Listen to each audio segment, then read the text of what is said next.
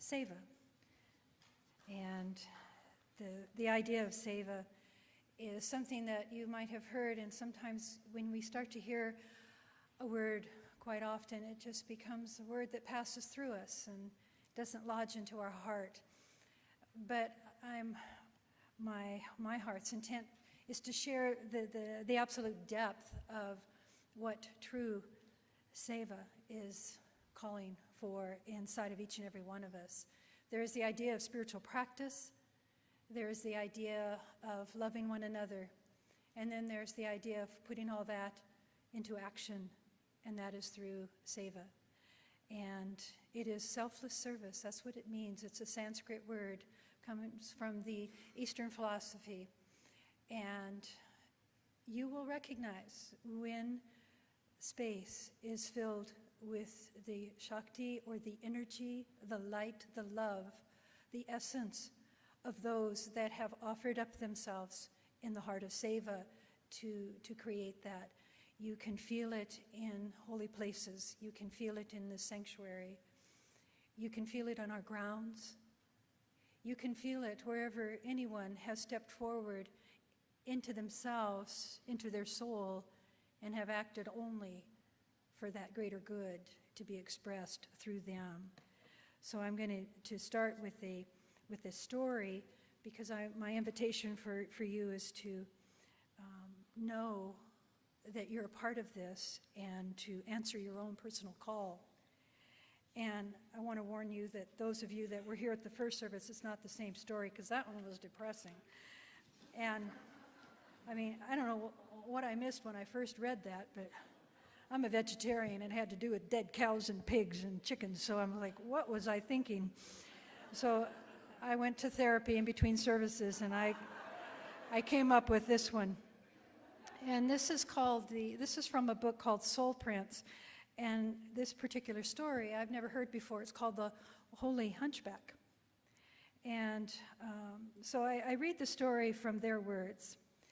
One of the greatest masters of modern times was Kalonimus Kalman, the master of Pisiana. I'm making that word up because I can't pronounce the one that's in here, who perished in the Warsaw Ghetto. He would say that the children at 5 years old already need a master. They need somebody to connect their soul to heaven. So he gathered around him a kingdom of children. He had a school and with thousands of kids, and he was their father, their mother, and their best friend. He was moved by the Nazis to the Warsaw Ghetto in 1940. There he wrote a most precious book called The Holy Fire, which recounted the teaching he gave in the dark of the ghetto. But he was killed in the death camps. When this book came out after the war was over, I couldn't believe its beauty. It so pierced my heart. I asked everyone, where are those kids? The precious children who heard these teachings every week, where are they? I'd love to speak to them. And I was told there was nobody left. But one day a few years ago, I was walking down the town and on a street near the beach of Tel Aviv. And here I saw a hunchback, so broken. His face was beautiful, so handsome, but his whole body was misshapen. He was sweeping the streets, and I had a feeling that this person was special. So I said to him, "Shalom, peace unto you." He replied to me in the heaviest Polish, and I asked if he was from Poland. He said, "Yes." Here comes that word again, daggone it. "Yes, I'm from Piazzozzino." And I couldn't believe it. Oh, God, Piazzozzino.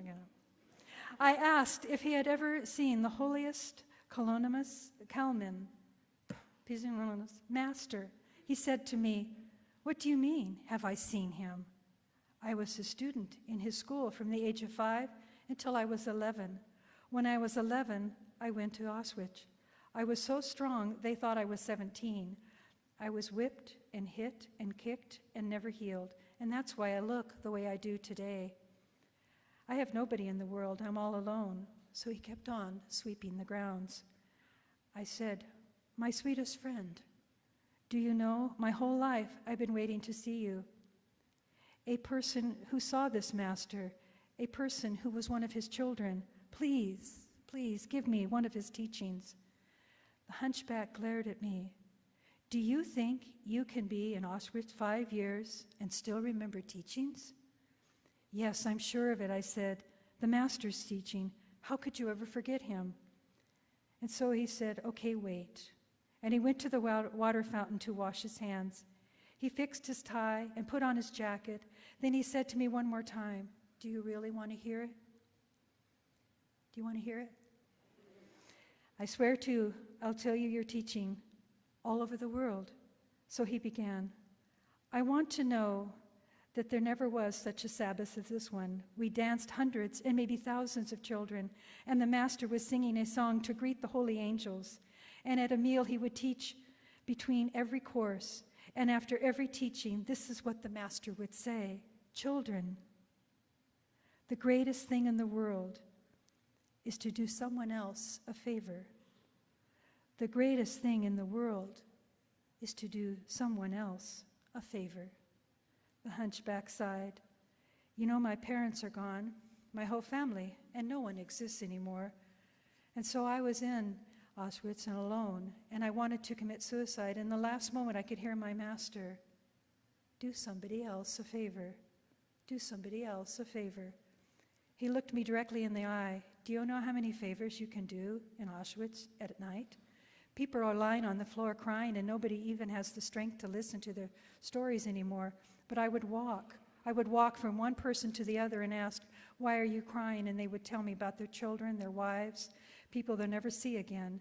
And I would hold their hand and cry. I would cry with them. Then I'd walk to the next person, and it would give me strength for just another day. When I was at the end, again, I heard my rabbi's voice. I want you to know I'm here in Tel Aviv, and I have no one in the world. And I take off my shoes, go down to the beach, I go up to my nose in the ocean, ready to sink, and I can't help but hear his voice saying, the greatest thing in the world is to do somebody else a favor. Remember, my precious children, the greatest thing in the world is to do somebody else a favor. He stared at me again for a long time. You know how many favors you can do on the streets of the world? So he kept on sweeping the street. At the end of the summer, I went back to the States for the fall, and when I returned, I went searching for him. I went searching for my holy hunchback, but I couldn't find him, and I asked, and they says, don't you know? He left the world early this fall. So remember, precious children, the greatest thing in the world is to do somebody else a favor. A favor. That's seva. Doing somebody else a favor. I'm going to invite Sherry Miller up to just tell a brief sharing of what she does for her world. And I want you to keep expanding and keep going, oh my gosh, I've created a small world around myself. Look how big it can be and where I can step in to serve.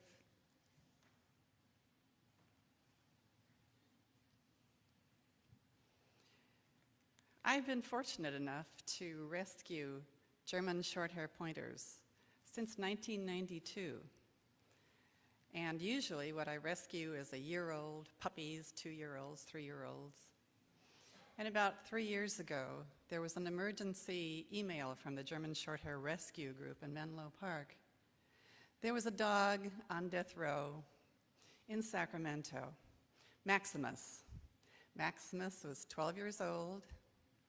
He had been a champion gun dog, and when he retired from that, he became an Alzheimer therapy dog. He was also totally blind. This dog had been in service to human beings all his life. And I thought to myself, you gotta be kidding, you know, what are you gonna do with it? How am I gonna do this? I have to baby-proof the house. Somebody has to help this guy, so I called and I adopted Max. And I have to tell you that in the last 3 years, I've learned so much about love and fun and gratitude than I ever could have. And a few days ago, I was driving And there was a car in front of me that had paw prints painted on the back window. And there was a sign that said, "Who rescued who?" Thank you.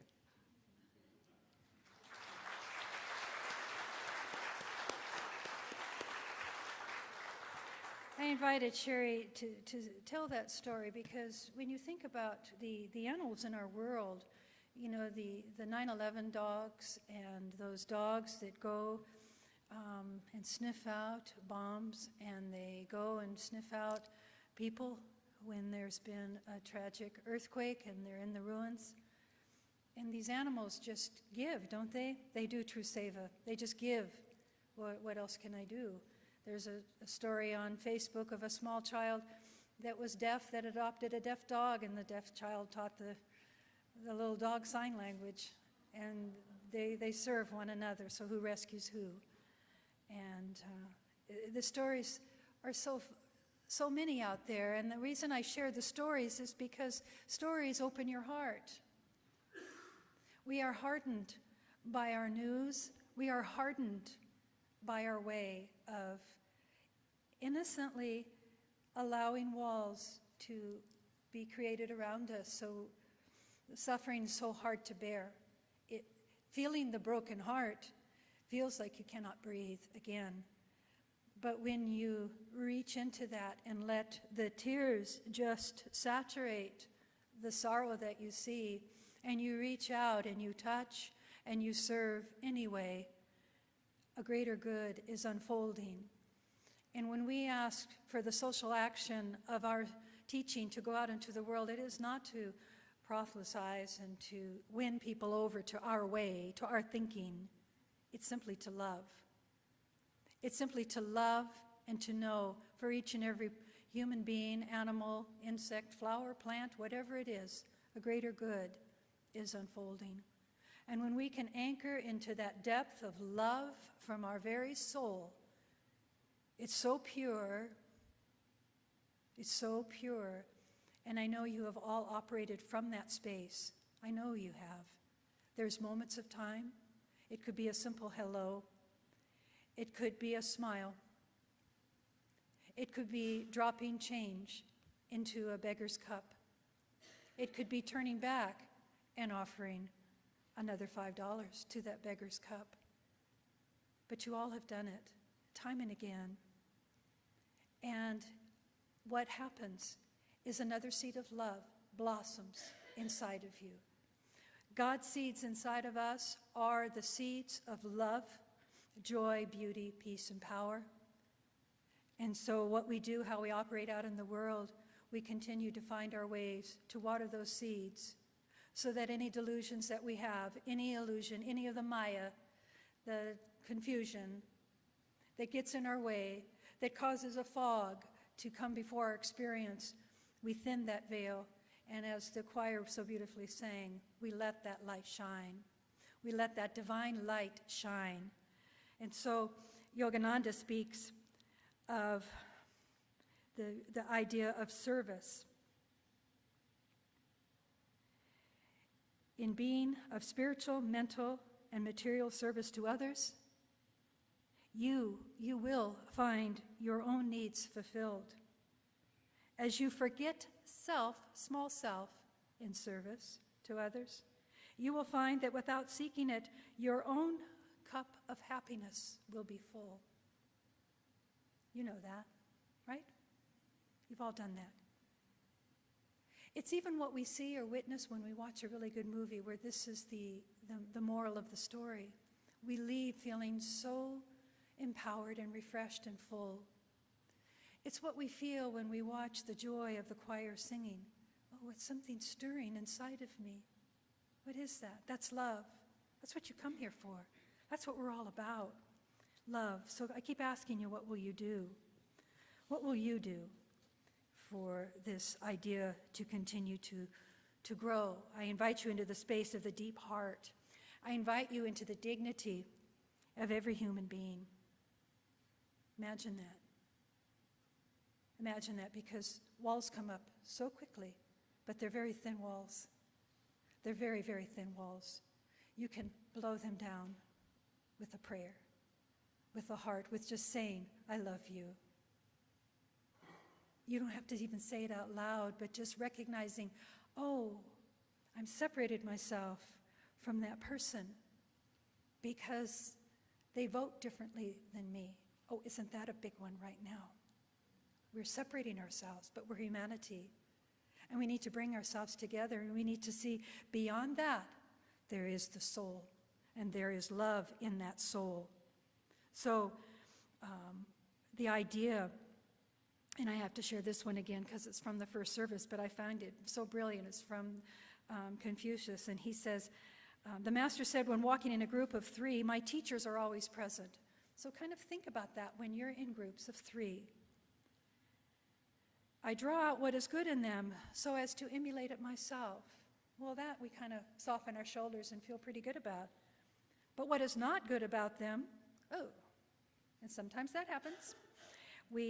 And he says, in their company, I draw out what is good in them so as to emulate it myself, and what is not good in them so as to alter it in myself. Okay, that was a tough one for me for many years when people just say, what's bugging you is a mirror, look at it. And I'm thinking, no way, I'm not that. A piece of me is that, or I wouldn't have recognized it. And it's calling me to alter it. That's so much easier for me to take that kind of teaching in. So we have opportunities before us all the time, don't we? Because the world calls us through media, through dialogue with others that believe differently than us, we're watching ourselves react. And whenever you find yourself react, I was thinking about this morning when Charlie and I were talking. Suddenly we had gone off on the wrong track and just talking about something, and I felt like we both just looked like little rats going, and I thought, what's that all about? You know, you wake up feeling, oh, it's a beautiful day. And Charlie and I both said, let's not go there. And I said, I know. Ooh, I got to talk on this. And where am I going? The trail, it's kind of engaging, and it's a trail that takes us, you know, kind of along. And you got somebody's ear, and then you realize that's not the kind of cheese I want to eat. That's not the kind of cheese. Not that he started it. Yeah, because I'm too holy to have those thoughts. No, it's just, I'm just watching those moments where the ugliness just, it's thin, it washes up, and it's before me. And it's like, get thee behind me. Let me see the truth. Let me see the soul of every human being, of every animal. Let me remember the God within them. Lord, let me remember the God within that. And so the call of your heart, the prayer of your heart, is to name that Lord within you, to name that which you accompany with every day, which you whisper your prayers to, your longings to that deep essence of your soul, to that light, to that joy. And you bring that forward. And when that ratty little part of you starts to show up, you take 3 deep breaths, and the chemicals in the body shift, and you become anointed with the grace of God, and the soul emerges, and joy is expressed. Every time you are touched out there in the world by some form of condition that causes you to cringe, you recognize that the true healing will come when you own those wounds, when you allow yourself to be willing to go inside yourself and just be, not to try to change another. You can only alter you. So Yogananda says it's to serve God isn't easy in this world. Life isn't easy. But let us live with joy, with a cheerfulness, and with a determination that we will conquer. We will be all right. Get this, because the divine is behind us and through us and as us. And when we can name that, how can we fail? When that's the soul, when we call that soul forward. I love his prayer, his affirmation. From joy I have, in joy I live, move, and have my being. In the sacred joy, I melt again. So the invitation is to center in that calm and that joy in your spiritual practice, and then serve from that space. When you find the delusion coming forward, when you find yourself separated, or that, think of my rat face, when you think of that showing up in you, go to the place of calm. Go to that deeper place. There's a wonderful story about Calvin Coolidge and Yogananda. And I think Calvin Coolidge was known as Silent Cal, kind of a straight, serious kind of guy. And a woman sat with him and she said, I bet I could get 3 words out of you. He said, you lose. But Yogananda was there, and he spent some time with President Coolidge. And in no time, he had let go of his reserve, and the headline in the paper next day was, "The Man Who Made the President Smile." Yogananda, you see, was able to relate to people at a deeper level than their outer role. Don't we do that sometimes? We only are communicating with the outer idea of someone. Think about it. Politics, we're only looking at the outer idea of someone. There is a soul. There is a Lord within the heart of all. And so Yogananda said, relate to people at that deeper level, not their outer role and position. So he didn't see the president. He just saw a soul. And so the idea when we are serving from this place, we can't serve, it's known as 2 masters, can we? We can't serve the ego that has divided us. We can't do that. We can't serve that ego and the true soul at the same time. So the ego breaks down. It surrenders. And we center ourselves, we center our inner power in this deep knowing. And we recognize that the alchemy of transformation happens right there. And we work on the interdependence, the interrelatedness of all of life, all of life. And we allow ourselves to continue to grow, to open your hearts, to let your light shine and to serve humanity. Guru Mai says, true seva, at least even for a few moments, just a few moments, is allowing this experience of love, a love that is free from selfishness, free from desire, free from expectation. This love is complete freedom. I love this comparison that it is like the sky in its place without any support. Can you feel the chamber of your whole being expanding beyond the frame, the shape of your own body, just pulsing with love? Love, and out of love comes what? Comes truth. Out of truth comes healing, and it can be a simple touch. You do not need to change anybody's way of thinking. Just reach out and love. That is why the famous chant, Om Namah Shivaya, Om Namah Shivaya, Om Namah Shivaya, Om Namah Shivaya. I bow to the Lord within. Om Namah Shivaya. Love. Love is the respect. Love is the heart. Love. Love. Love where you are. Om Namah Shivaya. So, what emotions are stirring inside of you when you choose to love? Watch those. The pure, true ones will emerge. There is a holy man also in India that says, now I live only for the sake of humanity, just to help. I just live to serve. I just live in truth. I shared of one gentleman that chose to use his profession as a very good cook to feed his people in his village.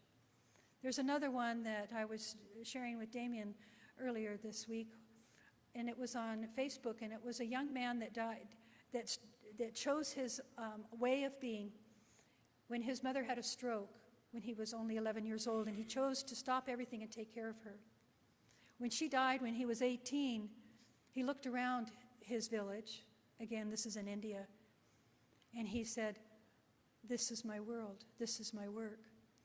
So in all his life, he only owned 2 outfits, and he worked diligently to raise money, and he trained over 40,000 nurses, and he created orphanages for 20,000 children.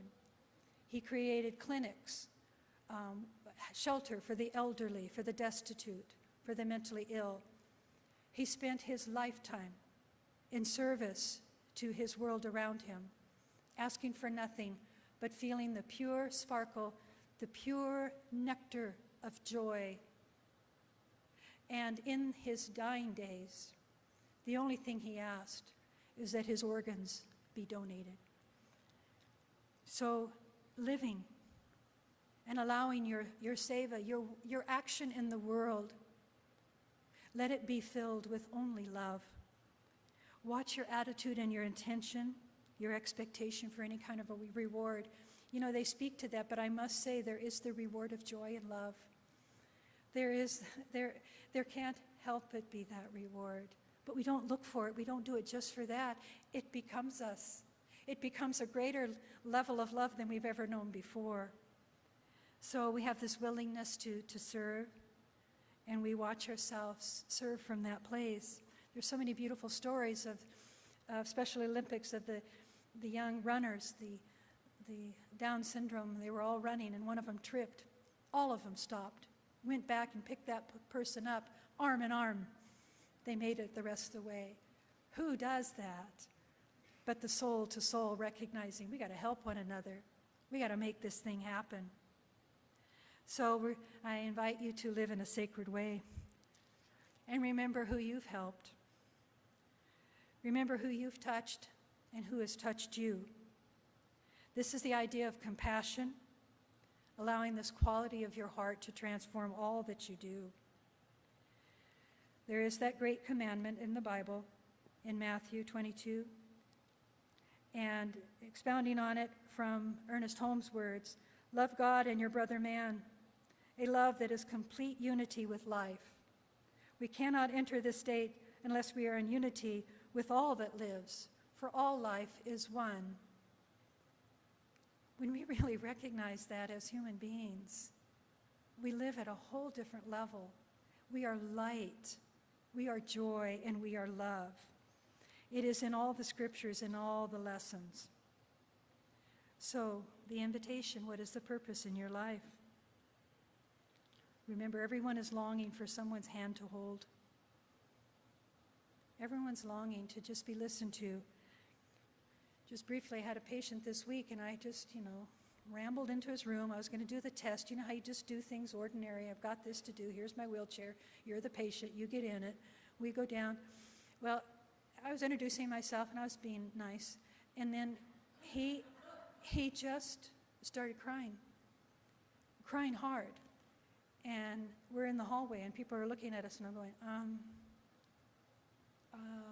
patting him, going, it's going to be okay. And people are all just turning and looking because he's sobbing loud and saying he wants to die.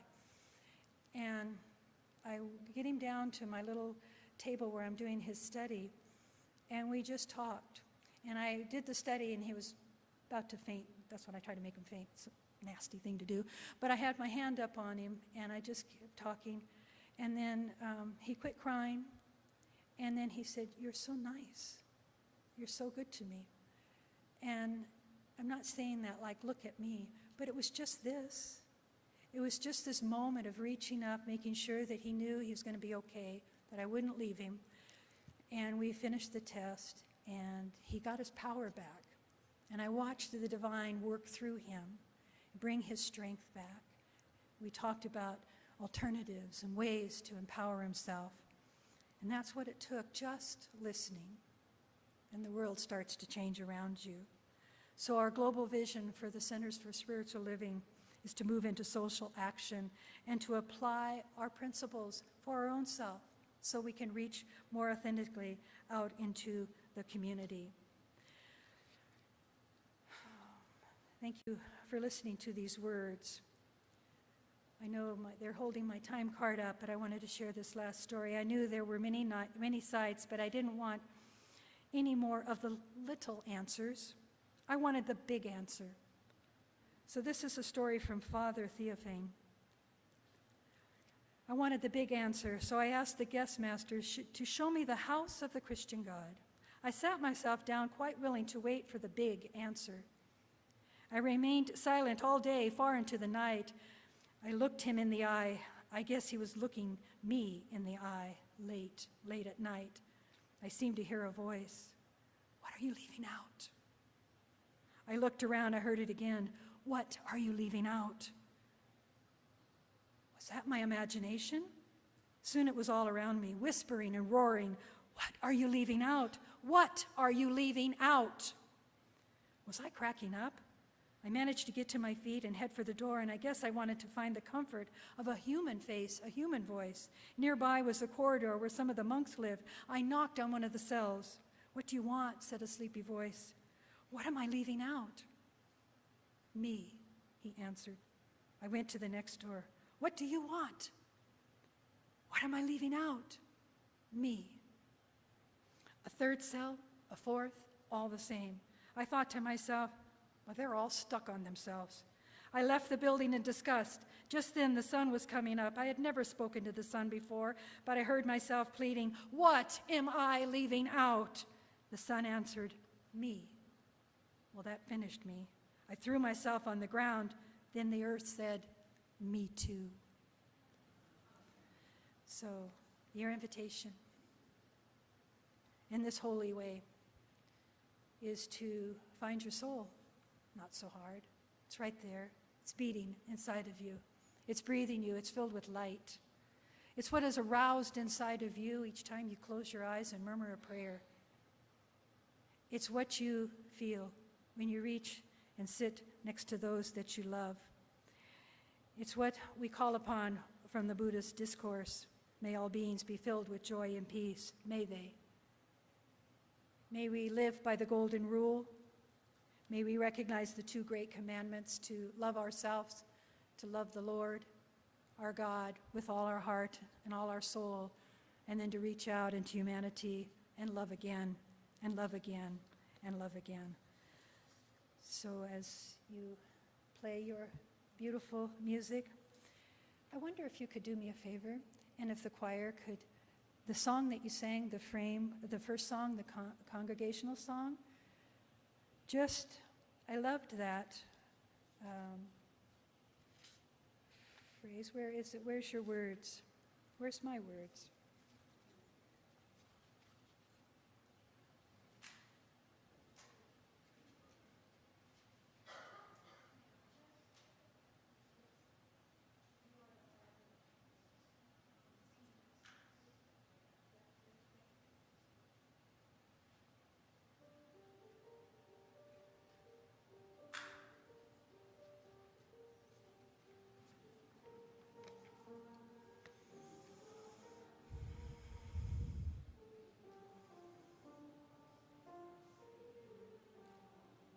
Lord, make me an instrument of your peace. Where there is hatred, let me sow love.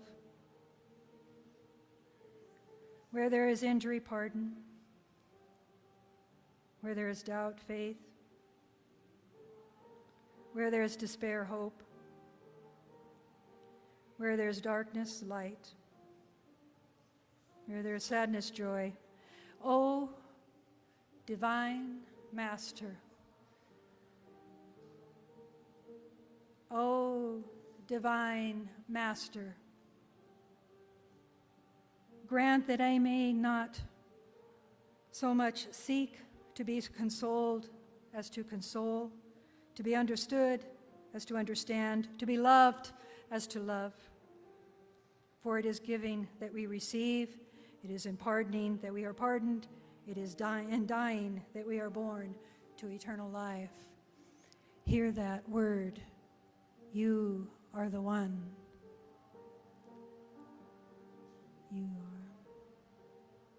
You are the hands. You are the heart. You are the one. You are being called upon, for there is only one. And as we reach out into one another, that light becomes so bright that healing, that understanding, that knowing that we've been longing for, that shift is happening now because we are the ones. We're all a part of it. And as we walk this planet, we see where we can serve. As we bless this planet, we bless the universe. It's no longer just about us. Our social action takes us into the world. We are the ones. You are a spirit on earth. You are the hands. You are the heart. You are the one. I release this word of prayer, of divine inspiration, as I am used as an instrument of the one to speak a truth, to share an idea that moves through me, and I share it with you because we move as one. And I'm moved practically to tears because I know we're all going to leave here today and make this world better. We're going to make our water and our air better, our earth stronger. We can do that. Thank you, God, for the inspiration, for the idea, for the time today. We know our soul today. Thank you, God. Thank you, God, and so it is.